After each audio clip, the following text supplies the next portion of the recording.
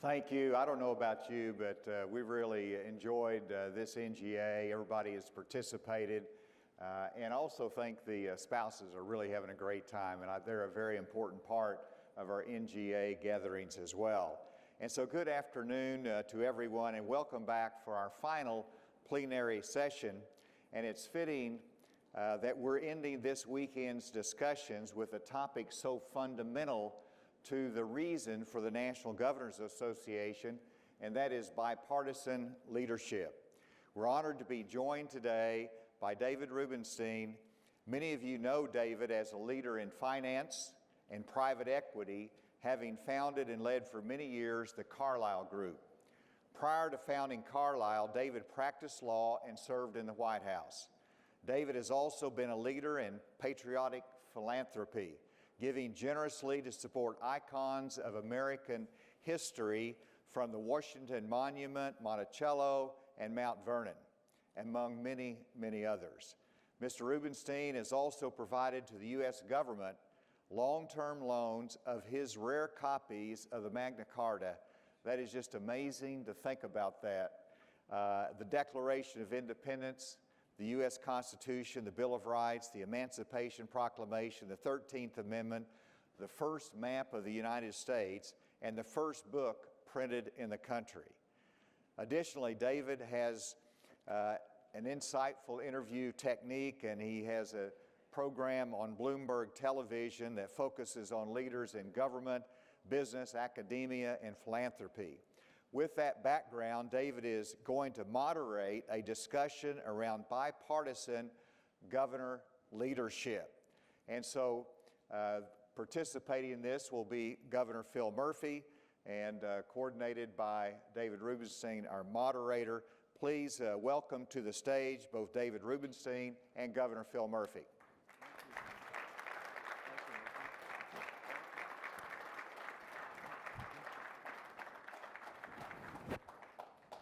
I think you'd sit. That's good.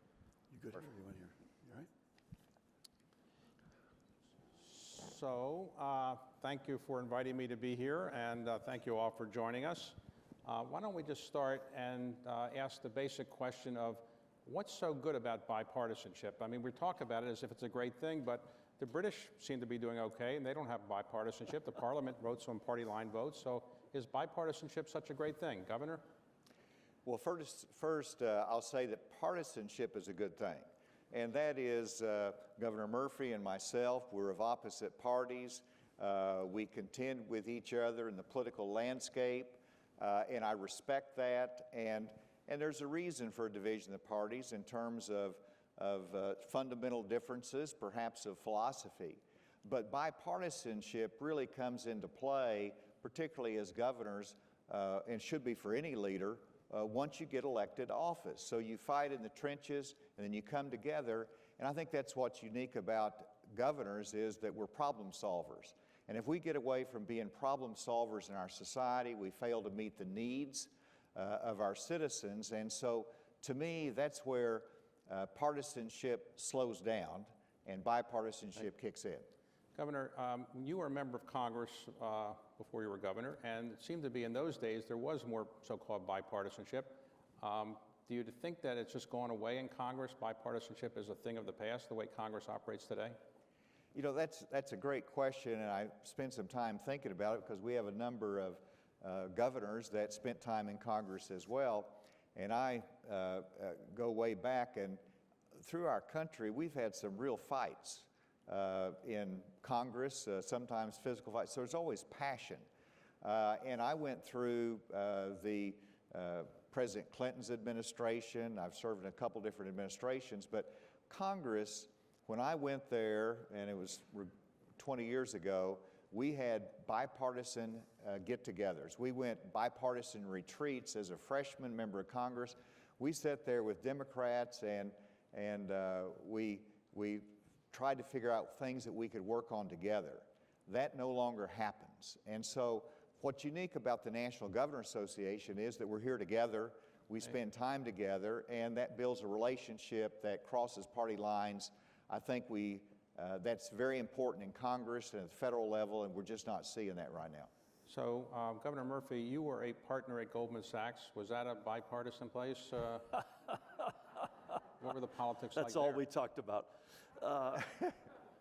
Yeah, I'd say it was a bipartisan place. And I want to answer, David, your first question. I think too often we think of this as an either-or equation. Either you can be strongly partisan. I'm a Democrat. I know why I'm a Democrat. I'm proud to be a Democrat. But it's not as though you have to give up your principles in order to find common ground. And I think the NGA embodies that. We just had a discussion on infrastructure, which I thought Asa was really good across the whole spectrum. And so it's a false choice.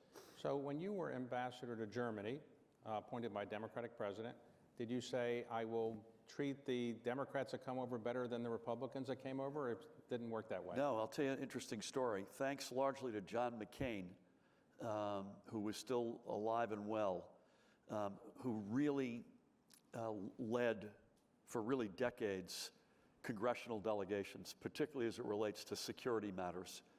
John would bring over a bipartisan group, but always led by him. It used to be McCain, Lieberman, Kerry. Joe was out of the Senate. Kerry was then moving to Secretary of State. Disproportionately, the Codels were Republicans. They just traveled a lot more, at least then. I hope that's changed as it relates to my party, but at least then that was the case. Another interesting aspect is there was a presidential election, Barack Obama re-election versus Mitt Romney during my time there. And I've said this, and I think it's true. I spent a lot more time telling people about Mitt Romney than I did about Barack Obama, because you can't just represent half your flag. You got to represent the whole country, and that's again, I think the right thing to do. So, Governor Hutchinson, in your state, the Republicans dominate the legislature. I think you have, 90% or so of the seats. So, do you really need to be bipartisan in your state? Because you can just get anything you want done without going to the Democrats. So what do? You say to the Democrats, goodbye, we don't really need you, or sometimes you call them up and say, we'd like you to support this? You know, we do have, it's a very red state. All of our federal delegation are Republicans in the legislature, as you pointed out, super majority of Republicans in there. And the answer is, I have a lot of friends that are on the Democratic side, and they vote with me many times. And my door is always open. I have a policy that if any legislature wants a meeting with me, they got it. And that's whether they're Democrat or Republican. And it's one, I try to include them early on in what's going on. To me, a bipartisan is best reflected whenever they're together working early on substantive legislation. Too often now we have one side prepare the substantive legislation, and then we go to the other side and say, make it bipartisan by voting for it. Now, that's not ideal, but that's what happens many times. And so I think we have to work on that early inclusion when we can. If there's just, like tax cuts is probably a good example. We were miles apart to begin with, but what I did on the Democrat side is I briefed them, I brought them in, I listened to their concerns. So it is an open door. So, Governor, in your state, you are about 60% Democratic in the legislature, or something like that. Yep. So do you have to work with the Republicans to get things done, or you can basically say, well, thank you, but we don't really need your votes? Yeah, it depends, but we always want to. The minority leader was at my inauguration last week. That meant a lot. Chris Christie was at my inauguration last week. So it's a pretty blue state, no question about it, but it's got a strong heritage on the Republican side. You think of Governor Tom Kean Sr., Christie Todd Whitman, Chris Christie, New Jersey, like Massachusetts, where I was from originally. I'm not sure Charlie's here. A similar state, right? Pretty blue, but a tradition of pretty frequently electing Republican governors, and Charlie's a good example of that. So we try our best to work across the aisle. Sometimes it works and sometimes it doesn't. I think Asa said this earlier when we were on Meet the Press. Let's be clear-eyed about the fact that we're not always going to agree, and that we're going to get down and get at it. But that doesn't mean you cannot find common ground on a good list of stuff. So when you were in high school, did you say to Governor of Massachusetts, you get elected governor as a Republican, I'll get elected governor as a Democrat, and we'll see how we can work together? I don't recall saying that, but I don't believe in high school I knew I would end up in New Jersey. So that was a wrinkle that I would not have foreseen. So, Governor Hutchinson, right now it is said that money is the biggest problem in terms of eliminating bipartisanship, because people have to raise money, so they appeal to the far left, to the far right. Is that a big factor, the need to raise money constantly for members of Congress or governors? Well, it is the milk of politics, and so you do have to raise money, and you spend a lot of time on it. And it's changed a little bit because now there's so many small donors, which is exactly what we've always wanted to do in American politics. But to fuel the small donors, you have to be more red meat. You have to feed the base, and so that is a challenge. But I would point more not to the money side of politics, but it's the social media side of politics that I assume that they're related. But what social media has done is taking the humanity out of relationships. And when you take the humanity out of relationships, it becomes very difficult and cruel and goes against a bipartisan structure or even a humane structure. And so that's what groups like this do, and the personal interaction, it brings humanity back together in the political world, and we have to have more of that somehow. So you haven't seen a lot of bipartisan social media sites, I guess, right? No. No, and I don't feel like I'm treated in a very bipartisan way on my social media account. I get equal hatred from both sides, it seems like. So it's very bipartisan in the dislike of me on social media. Governor, when you were a member of Congress, it might have been different then, but it is said that members of Congress spend, the House at least, maybe 40% of their time raising money. And of course, they have to leave the House, they have to go in offices outside of the House official building. But is that a big problem? They have to spend so much of their time raising money? They do. And not only do they spend time raising money, but it's also the limited time that they spend in the social network, as I've mentioned. It used to be that you represent from Arkansas in Congress, you would actually live here. Former Congressman Ed Bethune talks about and built all the relationships, but now it's 3 days in and you're back in your district, and so you're isolated from everyone else that you work together day in and day out. And so when you're up here, it's a very limited time and you do have to raise money, but I don't think any of that is a reason not to have some bipartisan relationships. And that's what you've got to be able to develop. And in fairness, on the Senate, I think you have a little more collegiality. They've served together longer. You have some relationships. I saw Senator Durbin today on one of the TV shows, and Senator Portman. And, it's so nice to be able to see the gentlemanly conduct between them. I wish that would be reflected more across the board. But, people get... the little nuances of civility are important in politics. Amen. And that is the institutional regard for my colleague. I'm a trial lawyer, and so I'm used to that professionalism in the courtroom where you treat each side with dignity, where you serve the cause of justice. Well, we're on different sides in the political arena, but we still serve our country. That's just got to be fundamental. So Governor Murphy, do you get a lot of people coming to your office saying, I want you to be more bipartisan, we need more bipartisanship? Does anybody ever come in and say that? I'm going to quote somebody who I didn't vote for or support, but Richard Nixon used to talk about the silent majority, and I think that's a point that has to be made.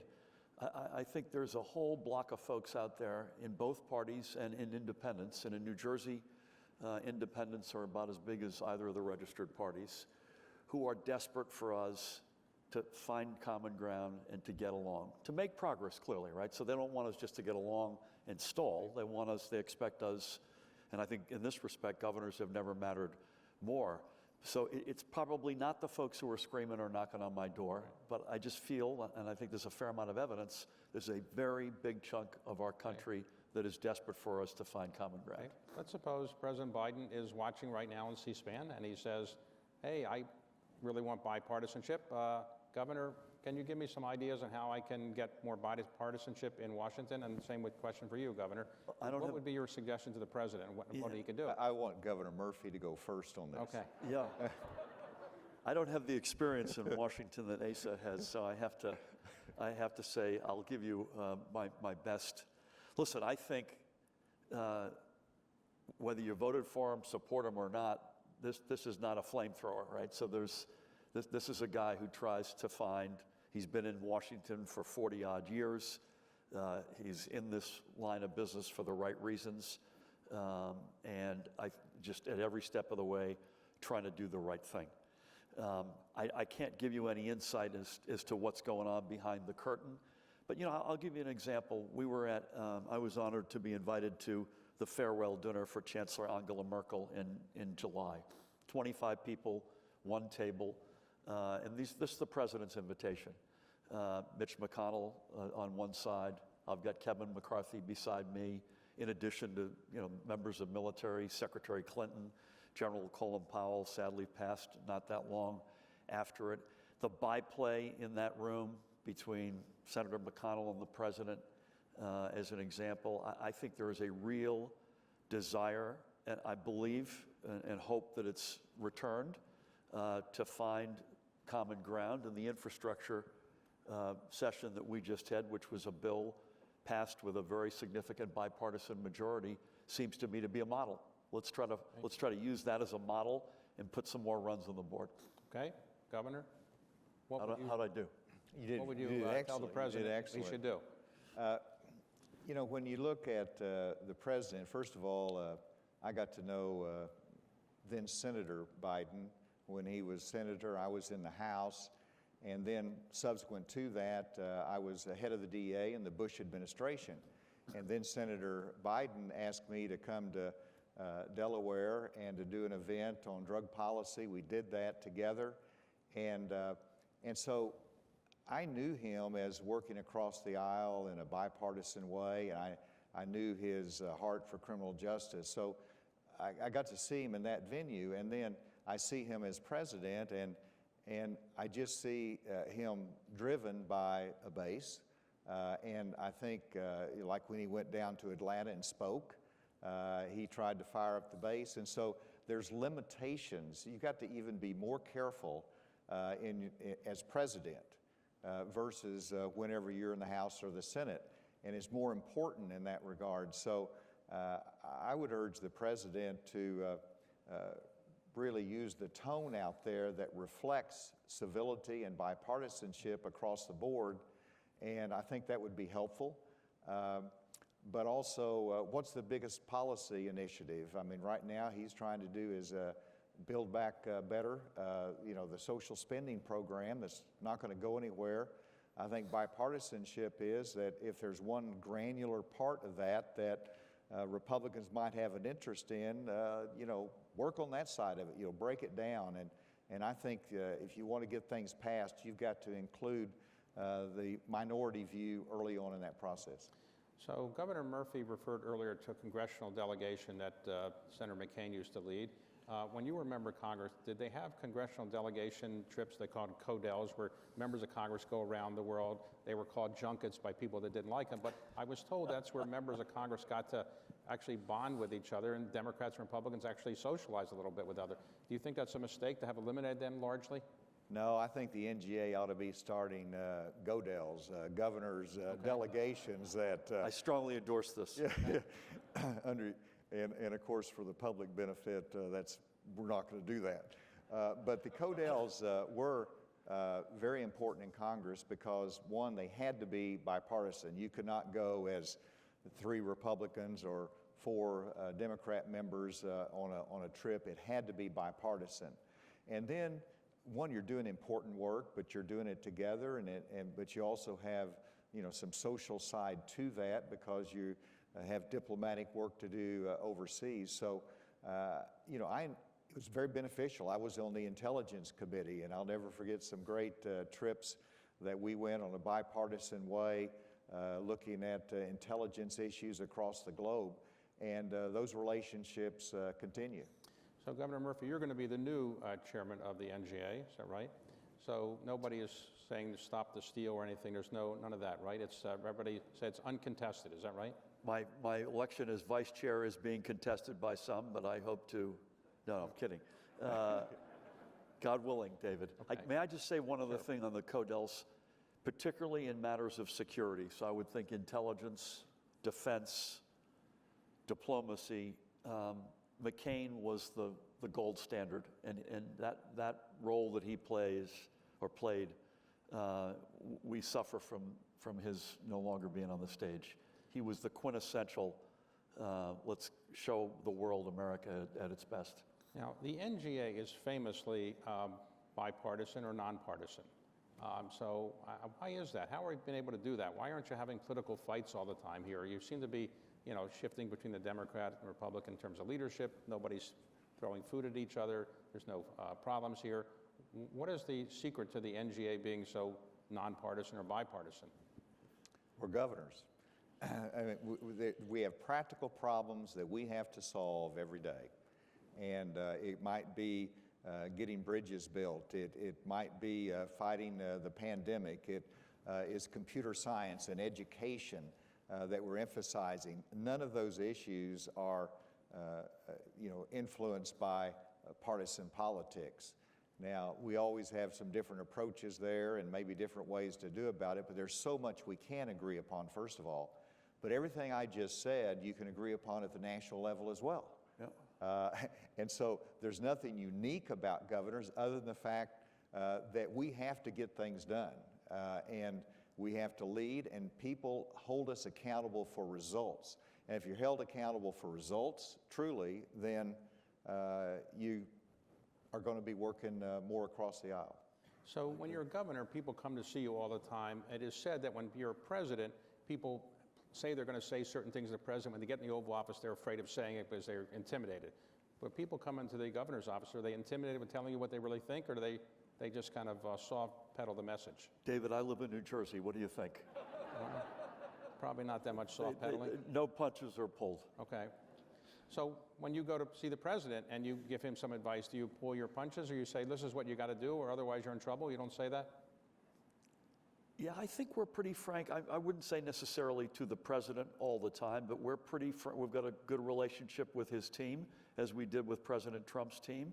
And I think an element of that good relationship is we are very straight with each other, including where we think they're making a mistake. And by the way, they'll not be bashful about us. That's the more frequent day in and day out. This notion that you're on with the president all the time, at least in my case, is not the reality as much as he's there when you need him, as was President Trump, I might add.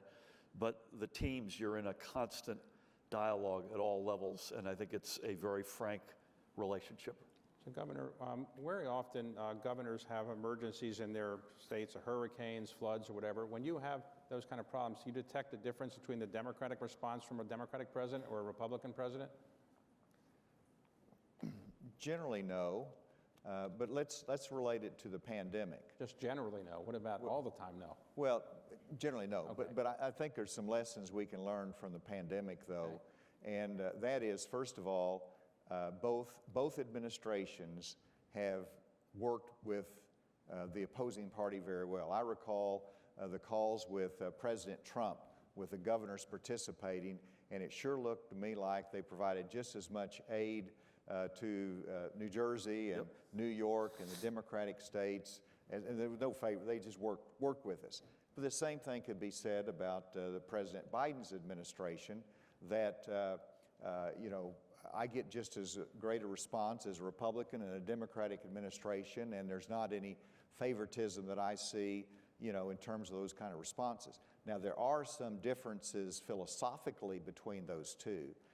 That's probably not as much true in terms of hurricanes and tornadoes, but there's been some philosophical battles in terms of the pandemic.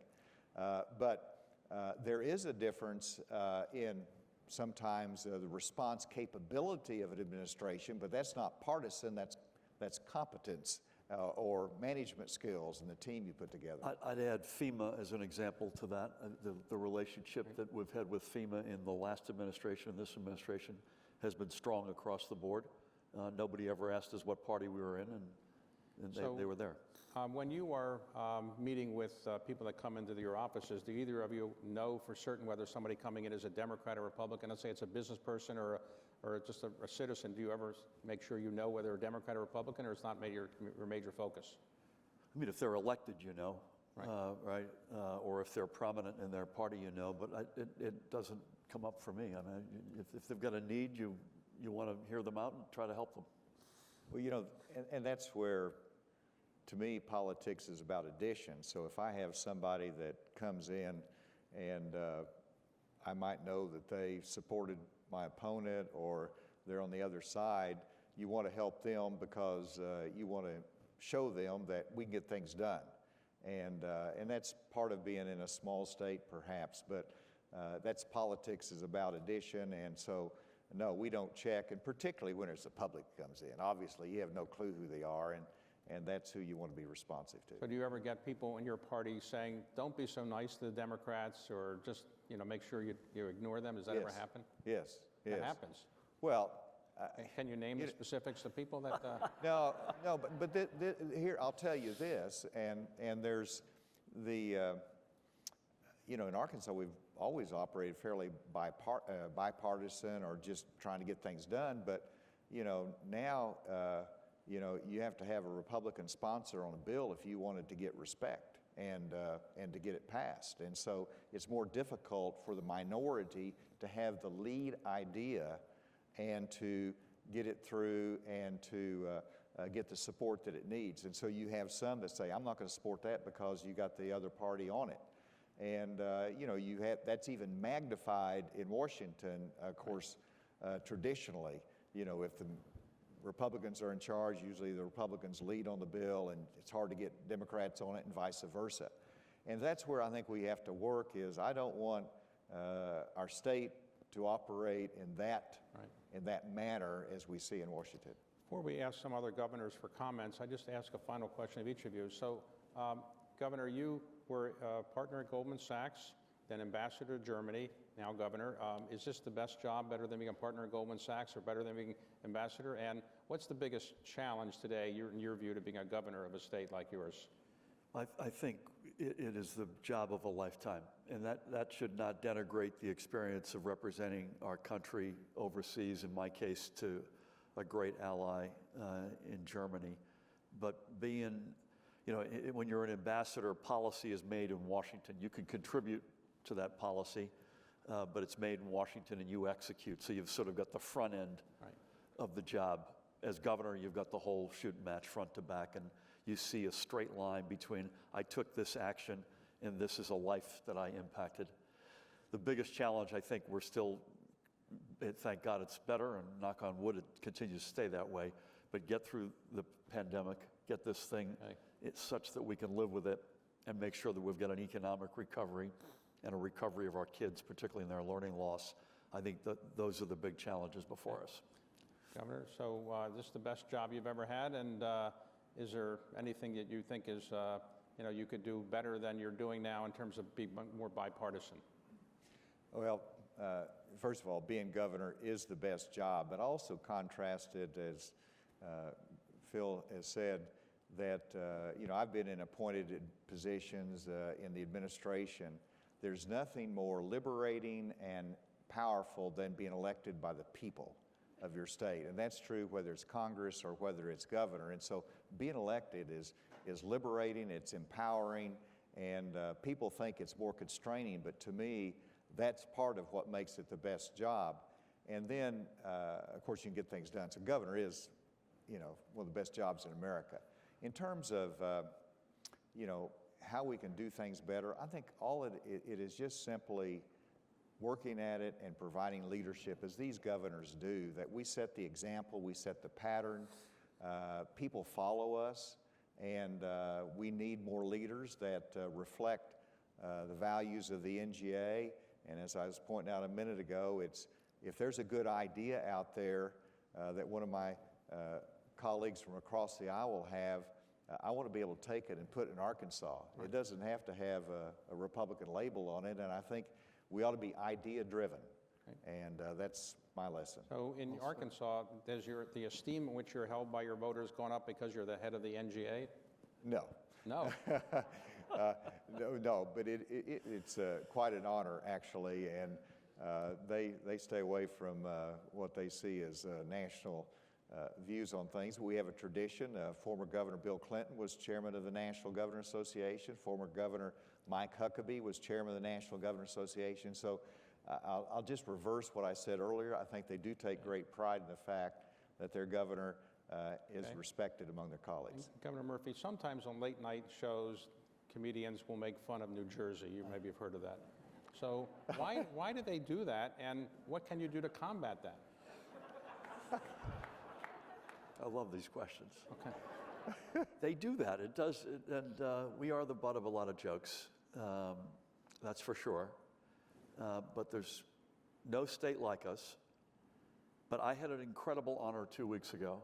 I was the answer to a Jeopardy question. Really? Yes. It wasn't late night. The category was New Jersey. Right. 5 questions. The contestants got four of them right. They didn't get me right, unfortunately.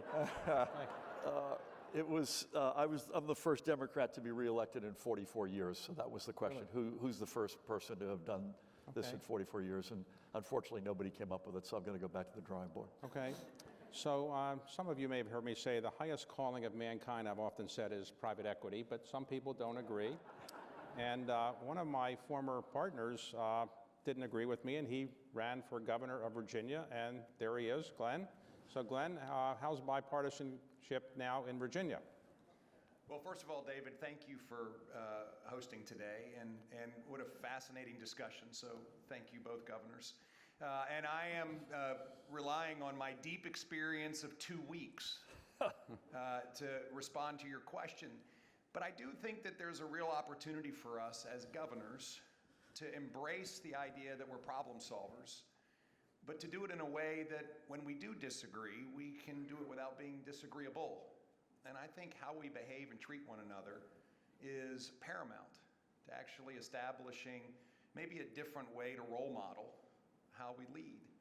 And what I'm finding is that there are lots of places where the parties vehemently disagree, but I'm also finding lots of places where we can vehemently agree. And just this past week, we had a big gathering of education leaders across Virginia talking about K through 12 innovation and what we can do to launch choice through lab schools in partnership with colleges and universities. And what I found was that this was truly bipartisan. And so I do believe that bipartisan doesn't mean you have to agree on everything. But what we're going to try to do is find a lot of things we can agree on. Okay, so my home state governor is Maryland, Governor Hogan. How do you govern in a state where there are more Democrats by a lot than your own party? Has that been a challenge a bit? Well, I think we're seeing there are a lot of people sitting at the table that are governing in states that have people of an opposite party that really have a lot of power. In Maryland, it happens to be, nearly every elected official, every statewide elected official, nearly our entire federal delegation, and more than 70% of both houses of our legislature are of the other party.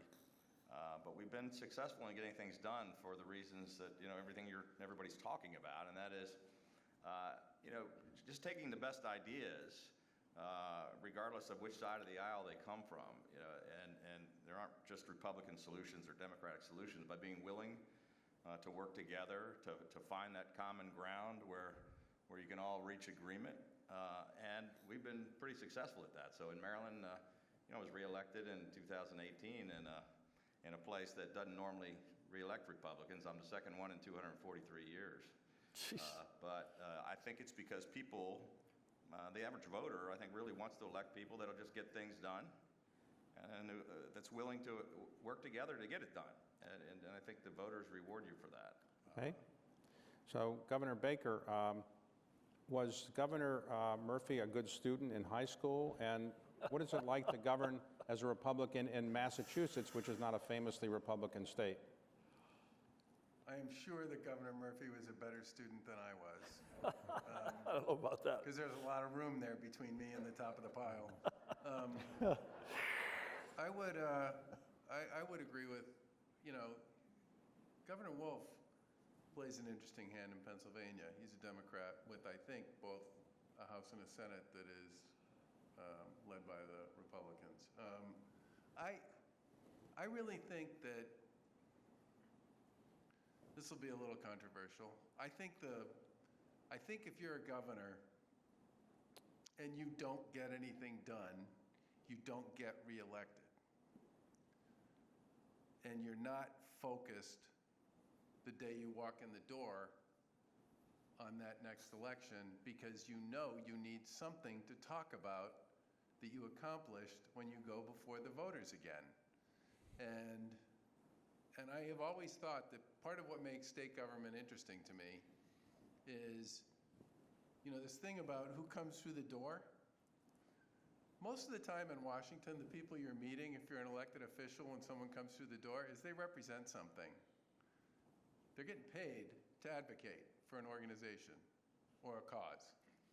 The vast majority of the people who walk in the door to see me may in fact run a business, may in fact be involved in a private or nonprofit, may have, maybe a mayor or a community representative, but they are not a paid lobbyist most of the time. And therefore, they don't come through the door looking for 100% of whatever.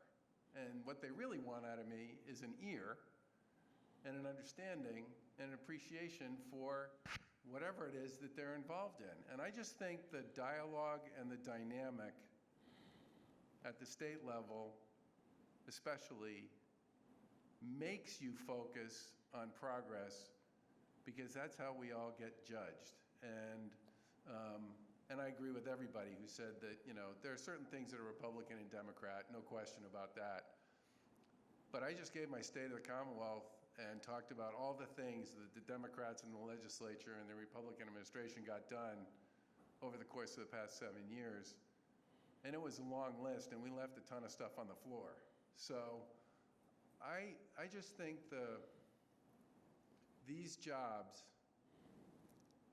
by their nature and their definition, require those who have them, if they want to continue to do them, to perform. And performing isn't just stopping the other side from doing something, it's actually putting points on the board. And that's how we get judged, and I think it makes a big difference. Okay. Governor Cox, do you have a comment? Thank you, and I want to thank my colleagues on the stage. Some of us saw you on Meet the Press this morning, and it was wonderful to see that type of discussion. And interesting, I think, that it kind of stood out, right, in this day and age to see a Republican and a Democrat coming together. When I was in college, we learned in our political science class that all politics is local. And I don't think that's the case anymore. It feels like all politics is national. If something happens in Virginia or Minnesota, we all get asked about it, and we all have to run legislation about it, and those types of things happen. But this idea of civility is really important. We should have this. I'm being struck. Some of us had an opportunity last night. We were at the Swiss Embassy to hear from the Swiss ambassador, who spoke to us in a way I was not expecting. Some of us actually heard this from a very similar comment from Newt Gingrich, who talked to some of the Republican governors here. And it was this idea that this bipartisanship isn't just important for our country to get stuff done, but that it's actually an existential threat to the world and what's happening right now. He talked about how our nation has been looked to by the world for over 100 years to save the world from the evils that are out there. World War I, World War II, the Cuban Missile Crisis, the Cold War, and at a time when authoritarians are growing across the world, when these threats are at our doorstep. We're seeing what's happening in other nations with some of our geopolitical adversaries, that this toxicity, this divisiveness, and fighting over stuff that really doesn't matter in the big scheme of things, it is an existential threat, not just to our country, but to the world. And I don't know that that's something that I've spent a lot of time thinking about, but I would love to hear from you all, your thoughts on if you see that, this stupid fighting we're doing and how it's leaving us unprepared for the greatest challenges that are facing our planet. Amen. Wow, well, that's a tough question. That was a big Those are a point, lot man. tougher. That's a tougher than any question I asked. Well, I mean, it's more of a statement, and I just agree 100% with it. And Governor Cox, you expressed it very, very well. And you know, I've been blessed, as Governor Murphy has, to be in positions that have taken us overseas. And anytime you've represented the United States of America in whether it's Latin America or whether it's Asia or Europe, for me it was post 9/11 security issues. You understand very quickly how the other nations look to the United States of America, particular allies. And if they can't count on us, then as Alexander Solzhenitsyn said, if America does not lead the free world will not have a leader. And we cannot lead without reflecting the basic goodness of our country. And to me, that was the message last night from a foreign ally that loves the United States of America. And so, well said, Governor, well said. I would, amen. I would So echo. there are a number of governors who are female. At the moment, I see one here. So is it true that females are better at being bipartisan than males? Absolutely. Okay. Right. Anything else you might want to add? I just want to say that being elected as the first Chamorro woman in Guam was a great honor, and I helped very much. Thank you. I hold very close to my heart the sacredness of the job. And to me, at the end of the day, everything that we do, whether it's through Congress or through mayors or through local officials, it's to better the lives of our people. And that has always been my mantra, which is, what do I do to better the lives of our people? And that means working with everybody. And we just came from listening to infrastructure, and the greatest message that I took away is communication and talking to people and making sure everybody is cooperating and collating and working together. So even during the pandemic, which has been a great strain for our people also, people ask me, how do I feel? And every day, I still say to them, I love my job. I really do love my job. And it's about helping our people, whether it's in the island of Guam, or in Puerto Rico, or in the Virgin Islands, or in California. We are all here together to work stronger for the betterment of our people's lives. So, Thank you. yes, I do love my job, and absolutely. Okay. So, Governor of Wisconsin, I talked to you not long ago in another forum, and it seemed like you had to veto every bill that was coming down the pike from the other political party. You're still doing that, and is that a bipartisanship gone away in Wisconsin? Well, we try, and I try. But it is interesting and you hear it in similar situations as we have in Wisconsin, where we can't give Evers a win. And if we can't give Evers a win, in a lot of cases, we can't do the work of the people of Wisconsin. And so, yes, we try our best to be bipartisan. There's no question about that. And we have some wins, but so if the mantra of the legislature is we can't give Evers a win, we have to figure out different ways to make that happen. And that's what we have done in Wisconsin. I will continue, and I'm a moderate, I'll admit that. And so we will continue to try to have those bipartisan wins, but they're few and far between. Okay. So other governors like to comment who haven't had a chance yet? Right here, Governor? Yes, actually, I represent Puerto Rico.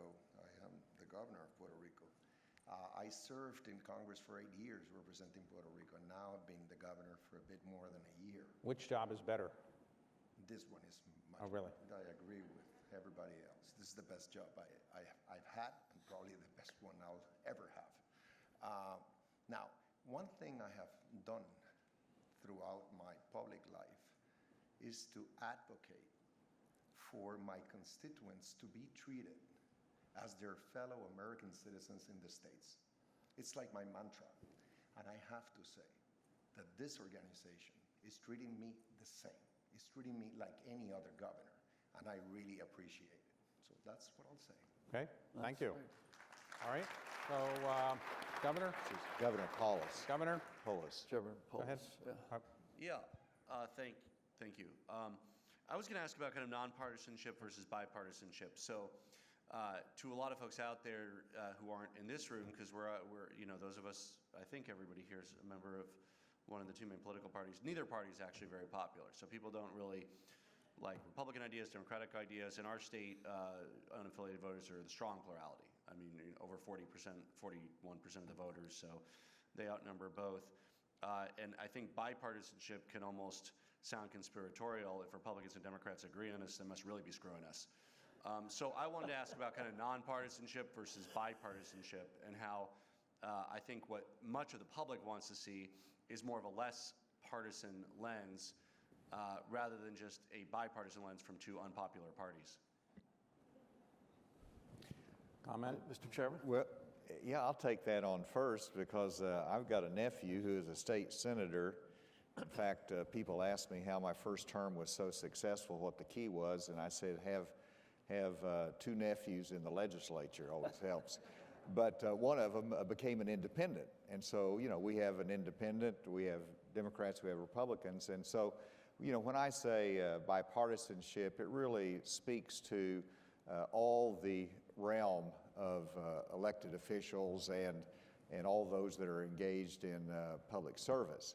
But that's a fundamental point, and I grew up in Arkansas when the Republican Party was the extreme minority, and I lost a few political races because we didn't have a chance of winning.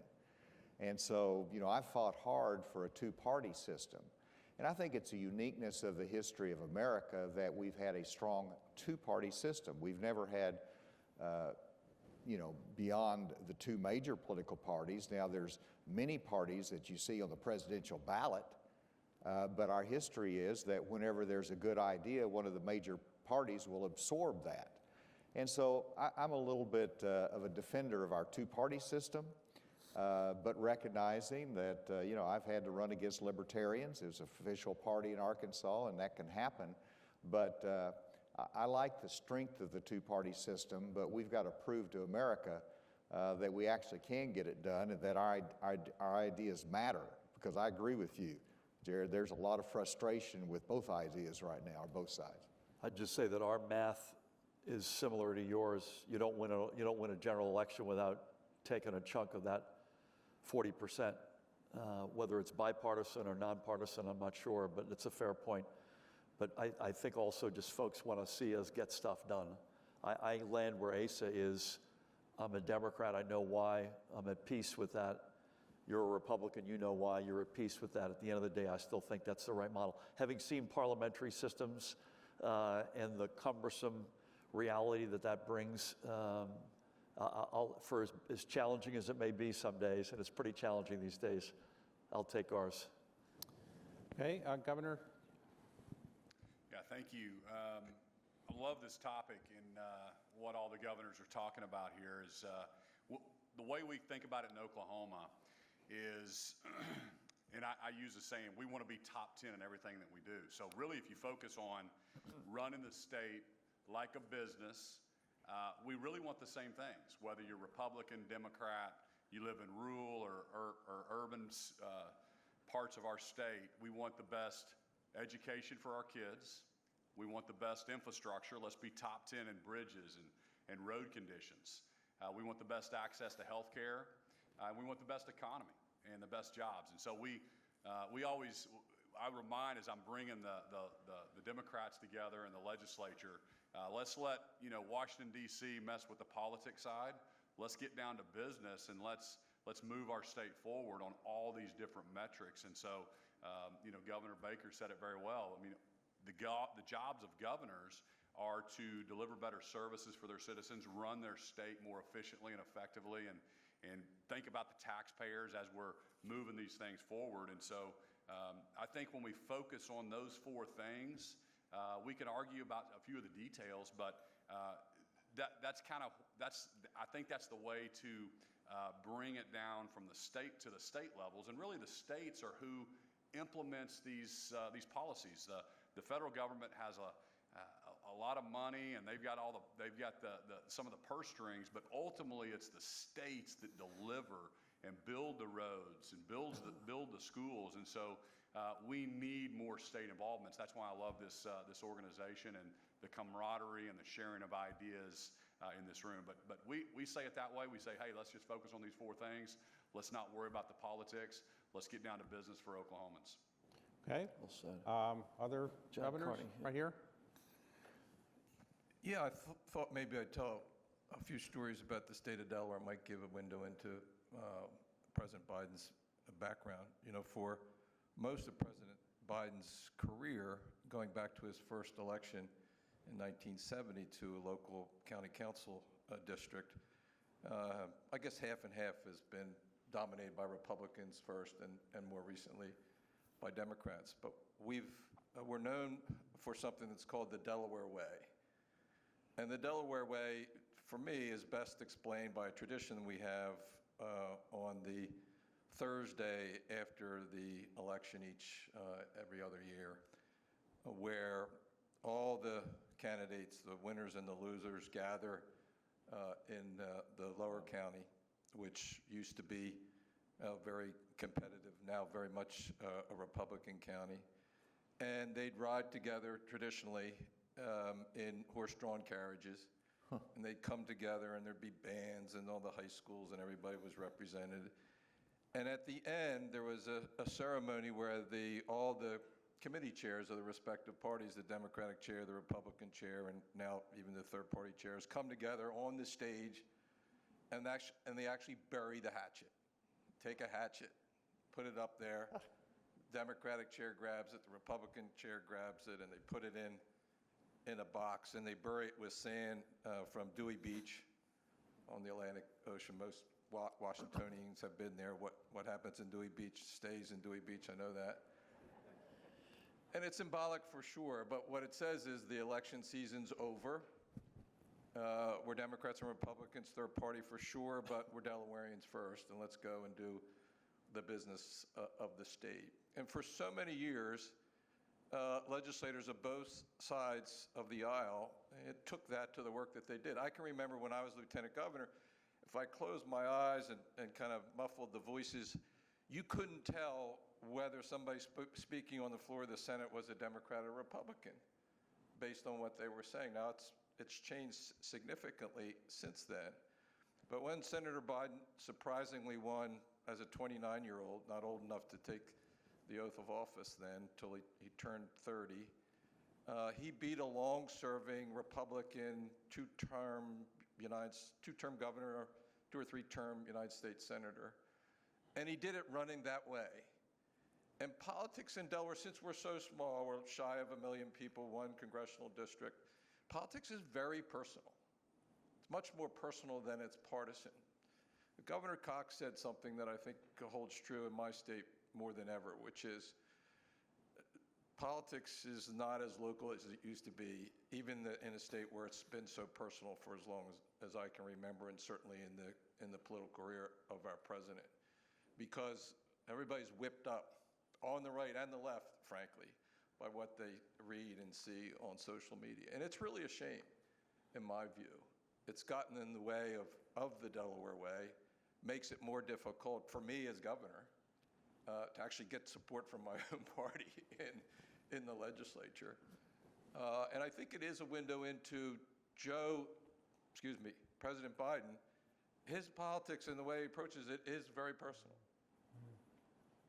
hard to do that on the national stage. And he did come up at a time where Delaware arguably was a Republican state, with Pete DuPont being a two-term governor, Mike Castle following him being a two-term governor, Mike Castle, my predecessor in the Congress, a 9-term congressman. Mike Castle lost in a primary in 2010 when he was the most popular elected official in our state.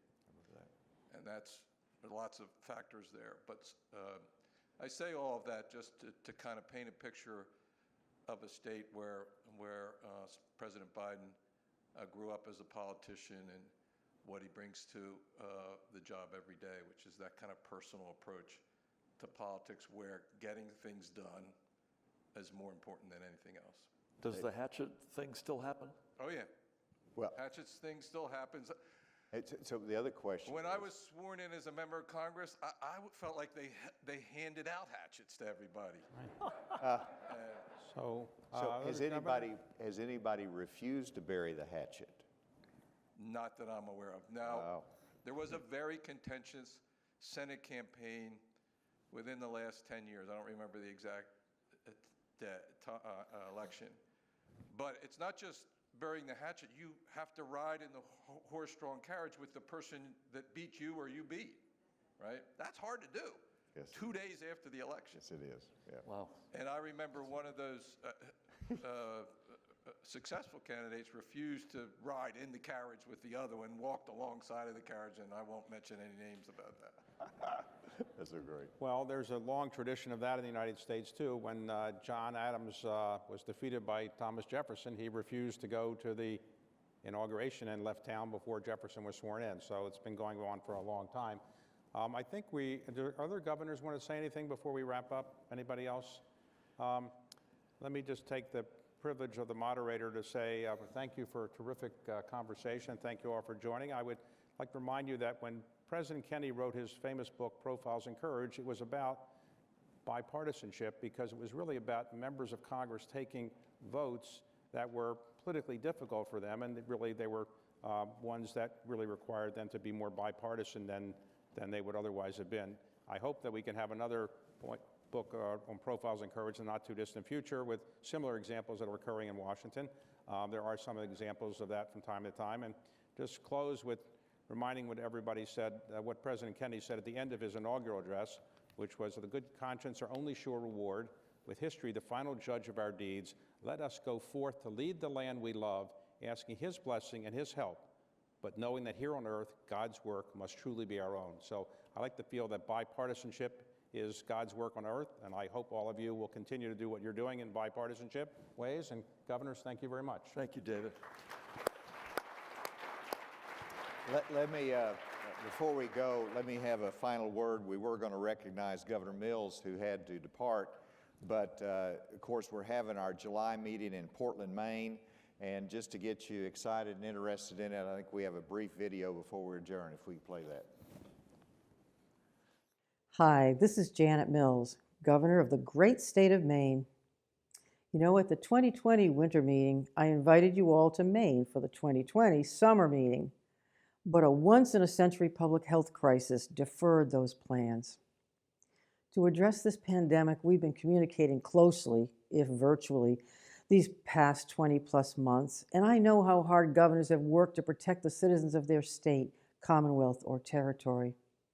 I also know that the pandemic exacerbated the many other issues that governors confront every day, from internet access to workforce challenges, and we took on those issues with innovative solutions to improve people's lives. I'm proud of the work we did here in Maine, but I can't wait to hear what solutions each of you have come up with. We'll have the chance to do just that at the National Governors Association 2022 summer meeting, which I'm pleased to say will finally be held in my great state this July. Now, I know we haven't been traveling as much as we used to, so now that it's actually happening, let me offer some trip planning advice. Be sure you book your travel to Portland, Maine, not Portland, Oregon, or any of the other Portlands across the country. No offense to my friend Governor Kate Brown, but our Portland was founded first. And when you come for the meeting, Be sure to schedule some sightseeing time for yourself and your families, whether it's our western mountains where you can hike to see the sunrise, or our lakes and streams, which are great for fishing, or our iconic rocky coastline with views unlike anywhere else in the world, or our sandy beaches and our islands just waiting to be explored. There's something here for everyone. If the city is more your scene, Portland is ready to welcome you to its shops and its award-winning restaurants. Now, I know, Governor Hogan, that you love your Maryland crabs, but we've got great lobster rolls that are definitely worth a try. You can also catch a show at the State Theater or go on a whale watching tour in Casco Bay. Whatever you decide, Portland is waiting to be your playground. I'm thrilled to welcome you all to Maine next summer. Serving as governor during the COVID-19 pandemic has been a challenge, to say the least. But sharing our successes has helped me tremendously, and I look forward to building on our relationships. Thank you, and I hope to see you all in July for the summer meeting in Portland, Maine.